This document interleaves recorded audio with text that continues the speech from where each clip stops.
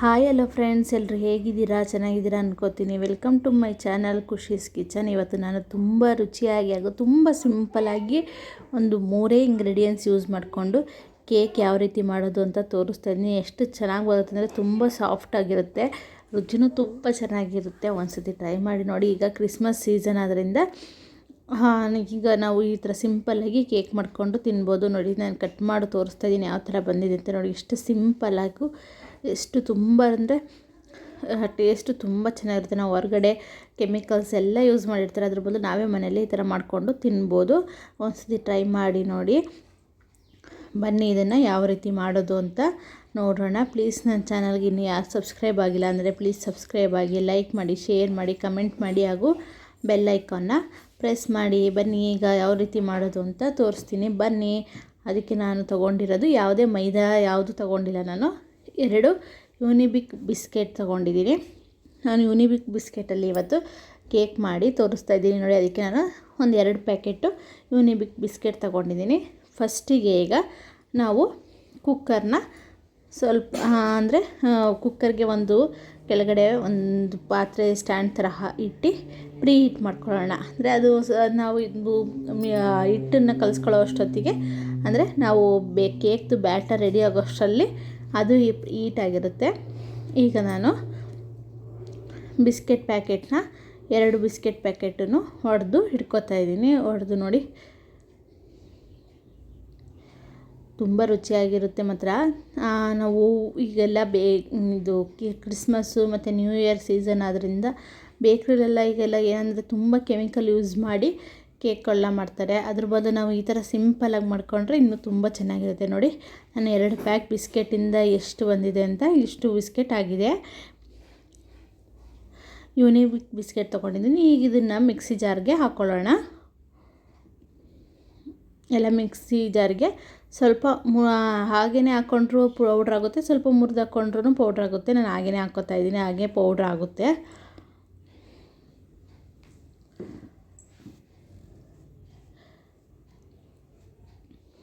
ಎಲ್ಲ ಬಿಸ್ಕೆಟ್ನು mixie jar ಒಳಗಡೆ ಹಾಕ್ಕೊಂಡಿದ್ದೀನಿ. ಈಗ ಇದನ್ನು ಪೌಡ್ರ್ ಮಾಡಿಕೊಂಡು ಬರೋಣ. ನೋಡಿ, ನಾನು ನಿಮ್ಗೆ ತೋರಿಸ್ತಾ ಇದ್ದೀನಿ ಯಾವ ಥರ ಪೌಡ್ರ್ ಆಗಿದೆ ಅಂತ. ನೋಡಿ, ಫುಲ್ ಪೌಡ್ರ್ ಮಾಡಿಕೊಂಡು ಬಂದಿದ್ದೀನಿ. ಹೀಗೆ ಇದಕ್ಕೆ ನಾನು 1 ಕಪ್ಪಷ್ಟು ಸಕ್ಕರೆ ಹಾಕ್ಕೋತಾ ಇದ್ದೀನಿ.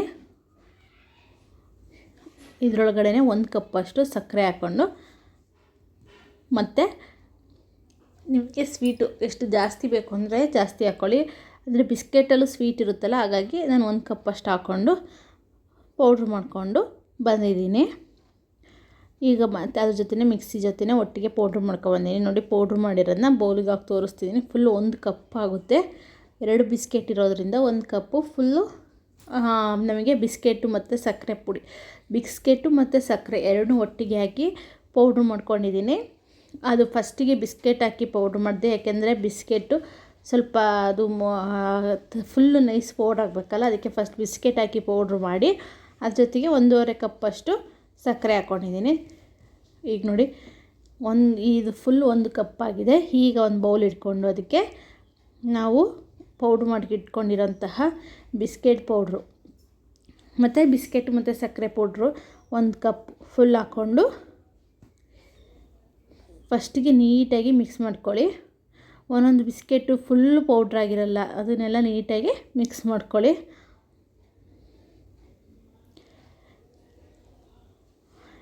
ಈಗ ನಾನು ಇದಕ್ಕೆ ಹಾಲನ್ನು ಹಾಕ್ಕೊಳ್ಳೋಣ. ನಾನೊಂದು ದೊಡ್ಡ ಗ್ಲಾಸಲ್ಲಿ ತೊಗೊಂಡಿದ್ದೀನಿ. ಸ್ವಲ್ಪನೇ ಹಾಲು ಹಾಕ್ಕೊಂಡು ನೋಡಿ, ಸ್ವಲ್ಪ ಹಾಲು ಹಾಕ್ಕೊಂಡು ನೀಟಾಗಿ ಮಿಕ್ಸ್ ಮಾಡ್ಕೊಳ್ಳಿ. ಸ್ವಲ್ಪನೇ ಹಾಕ್ಕೊಳ್ಳಿ, ಜಾಸ್ತಿ ಹಾಕ್ಕೊಬೇಡಿ. ಒಂದೇ ಸತಿ ಜಾಸ್ತಿ ಹಾಕ್ಕೊಂಡ್ರೆ ಅದು ಗೊತ್ತಾಗಲ್ಲ ನಮಗೆ ಕನ್ಸಿಸ್ಟೆನ್ಸಿ. ನೋಡಿ, ಸ್ವಲ್ಪನೇ ಹಾಕ್ಕೊಂಡು ನೀಟಾಗಿ ಮಿಕ್ಸ್ ಮಾಡ್ಕೋಬೇಕು.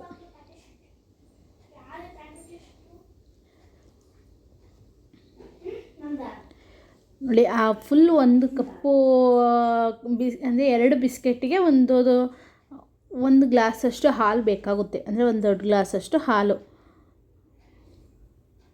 ಅಂದರೆ 1/4 ಲೀಟ್ರು ಅಂದ್ಕೊಳ್ಳಿ ಅಷ್ಟೇ. ನೋಡಿ, ನೀಟಾಗಿ ಮಿಕ್ಸ್ ಮಾಡ್ಕೊಳ್ಳಿ. ಚೆನ್ನಾಗಿ ಮಿಕ್ಸ್ ಆಗುತ್ತಿರಲಿ.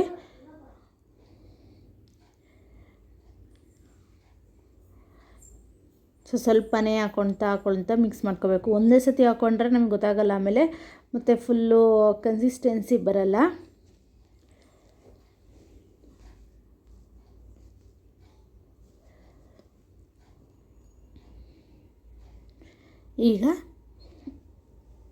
ಈಗ ಇದಕ್ಕೆ ನೀಟಾಗಿ ಮಿಕ್ಸ್ ಮಾಡಿದ ನಂತರ ಒಂದು 5 ನಿಮಿಷ ಮಿಕ್ಸ್ ಆಗಿದ ನಂತರ ನಾವು ಒಂದು ಇಂಗ್ರೀಡಿಯೆಂಟ್, ಇನ್ನು ಉಳಿದಿರೋ ಇಂಗ್ರೀಡಿಯೆಂಟ್ ಅಂದರೆ ಬೇಕಿಂಗ್ ಸೋಡಾ ಅಥವಾ ಬೇಕಿಂಗ್ ಸೋಡಾ ಅಲ್ಲ, ಬೇಕಿಂಗ್ ಪೌಡ್ರ್ ಹಾಕ್ಕೋಬೇಕು. ಮತ್ತು ಬೇಕಿಂಗ್ ಪೌಡ್ರು ಇಲ್ಲ ಅನ್ನೋರು ಈನೋ ಪ್ಯಾಕೆಟ್ ಸಿಗುತ್ತಲ್ಲ ನಮಗೆ, ಈನೋ ಪ್ಯಾಕೆಟ್ 1 ಪ್ಯಾಕೆಟ್ ಹಾಕ್ಕೊಂಡ್ರೆ ಸಾಕು. ನಾನು ಬೇಕಿಂಗ್ ಪೌಡ್ರ 1 ಟೇಬಲ್ ಸ್ಪೂನಷ್ಟು ಹಾಕೋತಾ ಇದ್ದೀನಿ. ಅದ್ರ ಮೇಲೆ ಒಂದು ಸ್ವಲ್ಪ ಹಾಲು ಹಾಕ್ಕೋತಾ ಇದ್ದೀನಿ, ಯಾಕೆಂದರೆ ಹಾಗೇ ಮಿಕ್ಸ್ ಮಾಡೋಕ್ಕೆ ಹೋದರೆ ನೀಟಾಗಲ್ಲ. ಅದಕ್ಕೆ ಅದ್ರ ಮೇಲೆ ಒಂದು ಸ್ವಲ್ಪ ಹಾಲು ಹಾಕ್ಕೊಂಡು ನೀಟಾಗಿ ಮಿಕ್ಸ್ ಮಾಡ್ಕೊಳ್ಳಿ.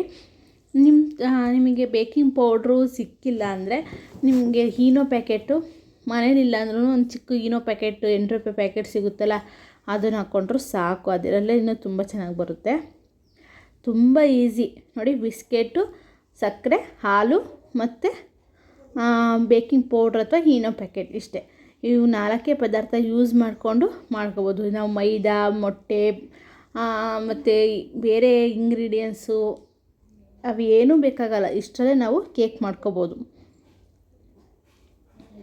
ನೋಡಿ, ಎಲ್ಲ ಫುಲ್ಲು ನೀಟಾಗಿ ಸ್ವಲ್ಪ ಕನ್ಸಿಸ್ಟೆನ್ಸಿ ನೀಟಾಗಿ ಮಿಕ್ಸ್ ಮಾಡಿಕೊಂಡ್ರೆ ತುಂಬ ಚೆನ್ನಾಗಿ ಬರುತ್ತೆ. ಅದಕ್ಕೆ ಚೆನ್ನಾಗಿ ಮಿಕ್ಸ್ ಮಾಡ್ತಾಯಿದ್ದೀನಿ.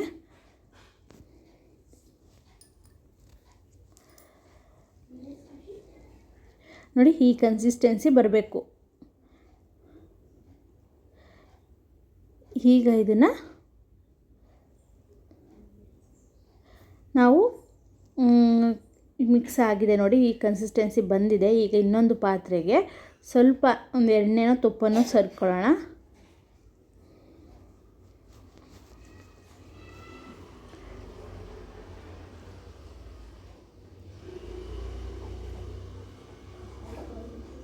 ಈಗ ಇದಕ್ಕೆ ನಾನು ಬಟರ್ ಪೇಪರ್ನ ಹಾಕೋತಾ ಇದ್ದೀನಿ. ಈಗ ನಾವು ಮಿಕ್ಸ್ ಮಾಡಿಟ್ಕೊಂಡಿದ್ದಂತಹ ಕೇಕ್ ಬ್ಯಾಟರ್ನ ಇದರೊಳಗಡೆ ಹಾಕ್ಕೊಳ್ಳೋಣ. ನೋಡಿ ಯಾವ ಕನ್ಸಿಸ್ಟೆನ್ಸಿ ಬಂದಿದೆ ಅಂತ, ಈ ಕನ್ಸಿಸ್ಟೆನ್ಸಿ ಬರಬೇಕು.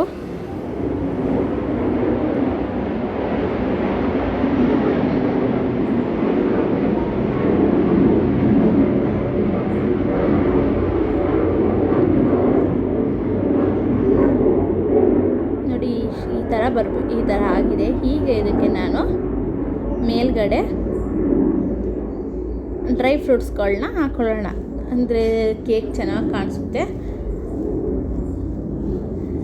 ಡೆಕೋರೇಷನ್ ಥರ ಮೇಲ್ಗಡೆ ಡ್ರೈ ಫ್ರೂಟ್ಸ್ಗಳನ್ನ ಆ್ಯಡ್ ಮಾಡ್ಕೊಳ್ಳಿ.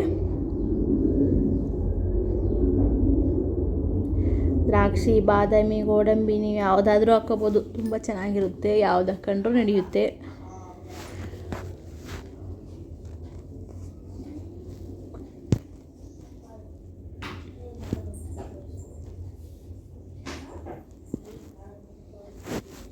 ನಾನು ಮಿಕ್ಸ್ ಡ್ರೈ ಫ್ರೂಟ್ಸ್ ಇತ್ತು, ಅದನ್ನೇ ಹಾಕೋತಾ ಇದ್ದೀನಿ. ನಿಮ್ಮ ಮನೇಲಿ ಯಾವುದಿದೆಯೋ ಅದನ್ನು ಹಾಕ್ಕೊಳ್ಳಿ. ಅದೇ ಬೇಕು ಇದೇ ಬೇಕು ಅಂತೇನಿಲ್ಲ. ಇಲ್ಲ ಪ್ಲೇನ್ ಹಂಗೆ ಮಾಡ್ಕೋತೀನಿ ಅಂದ್ರೂ ಹಂಗೇ ಮಾಡ್ಕೋಬೋದು. ಮಕ್ಕಳಿಗಂತೂ ತುಂಬ ಇಷ್ಟಪಟ್ಟು ತಿಂತಾರೆ, ತುಂಬ ಚೆನ್ನಾಗಿರುತ್ತೆ.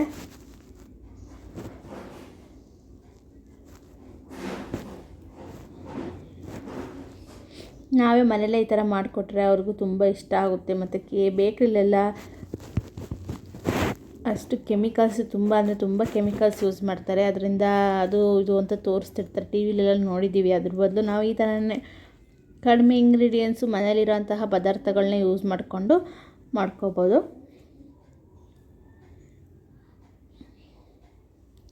ನನ್ನ ಮೇಲೆ ಇದು water melon seeds, pumpkin seeds ಎಲ್ಲ ಇದೆ, ಅವನ್ನೆಲ್ಲ ಉದುರಿಸ್ಕೊತಾ ಇದ್ದೀನಿ ತುಂಬ ಚೆನ್ನಾಗಿ ಕಾಣಿಸುತ್ತೆ ಅಂತ.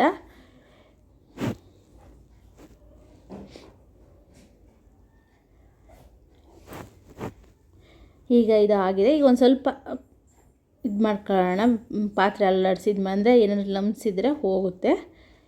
ಈಗ ಆಗಿದೆ. ಇದು ಕುಕ್ಕರು ಪ್ರೀ ಹೀಟ್ ಆಗಿದೆ. ಈಗ ಇದರೊಳಗಡೆ ಕೇಕ್ ಬ್ಯಾಟರ್ನ ಪ್ಲೇಸ್ ಮಾಡೋಣ. ನೋಡಿ, ಓವನ್ನೇ ಬೇಕು ಅಂತ ಏನಿಲ್ಲ, ಸುಮ್ಮನೆ ಮಾಮೂಲಿ ಕುಕ್ಕರಲ್ಲೂ ನಾವು ಈ ರೀತಿ ಇಟ್ಕೊಂಡು ಕೇಕ್ ಮಾಡ್ಕೋಬೋದು. ನೋಡಿ ಕೇಕ್ ಬ್ಯಾಟರ್ನ ಪ್ಲೇಸ್ ಮಾಡಿ ಒಂದು ಈಗ ಲಿಡ್ ಕ್ಲೋಸ್ ಮಾಡಿ ಪ್ಲೇಟ್ ಮುಚ್ಚಿ ಒಂದು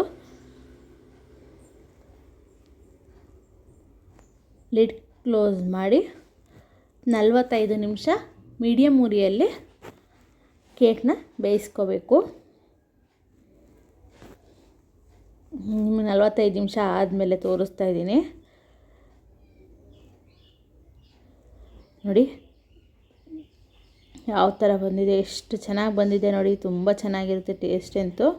ಈಗ ಒಂದು ಚಾಕು ಇಟ್ಕೊಂಡು ಒಳಗಡೆ ಎಲ್ಲ ಬೆಂದಿದೆಯಾ ಅಂತ ಚೆಕ್ ಮಾಡ್ಕೊಳ್ಳಿ. ನೋಡಿ ಬೆಂದಿದ್ರೆ ಅಂಟಲ್ಲ.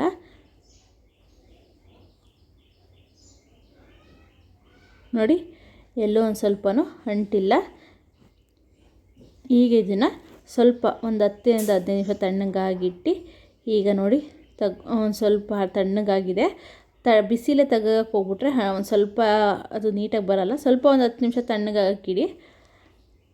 ಈಗ ಚಾಕು ಸಹಾಯದಿಂದ ಮಾಡಿಕೊಂಡು ಈಗ ಒಂದು ಪ್ಲೇಟ್ ಸಹಾಯದಿಂದ ತೋರಿಸ್ತಾ ಇದ್ದೀನಿ ನಿಮಗೆ.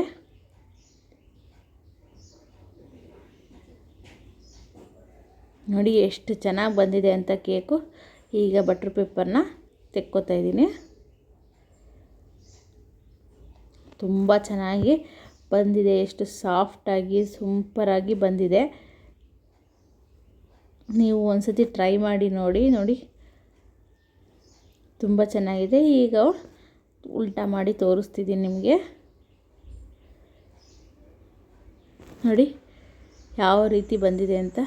ತುಂಬ ಚೆನ್ನಾಗಿರುತ್ತೆ ಟೇಸ್ಟು. ಈಗ ಕಟ್ ಮಾಡಿ ತೋರಿಸ್ತೀನಿ.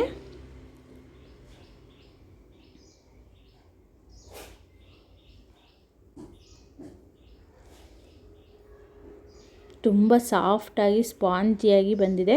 ಒಂದು ಸತಿ ಟ್ರೈ ಮಾಡಿ ನೋಡಿ ಎಷ್ಟು ಸಾಫ್ಟಾಗಿ ಬಂದಿದೆ. ಒಂದು ಸತಿ ಟ್ರೈ ಮಾಡಿ ನೋಡಿ. ನನ್ನ ಚಾನಲ್ನ ಇನ್ನೂ ಯಾರೂ ಸಬ್ಸ್ಕ್ರೈಬ್ ಮಾಡಿಲ್ಲ ಅಂದರೆ ಪ್ಲೀಸ್ ಸಬ್ಸ್ಕ್ರೈಬ್ ಮಾಡಿ, ಲೈಕ್ ಮಾಡಿ, ಶೇರ್ ಮಾಡಿ, ಕಮೆಂಟ್ ಮಾಡಿ. ನೋಡಿ ಫುಲ್ ಒಂದು ಪೀಸ್ ಬೇಕು ಅಂದರೂ ಪೀಸ್ನು ಕಟ್ ಮಾಡಿ ತೋರಿಸ್ತಾ ಇದ್ದೀನಿ.